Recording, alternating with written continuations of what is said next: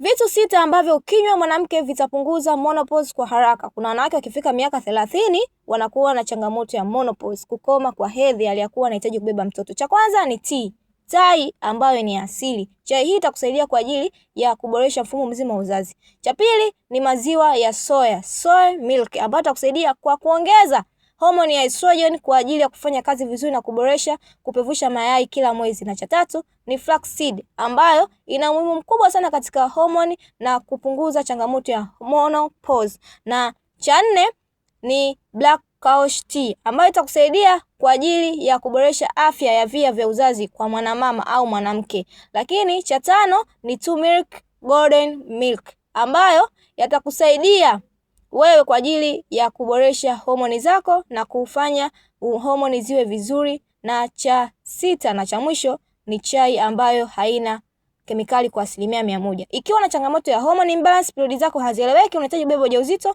namba kwa bio.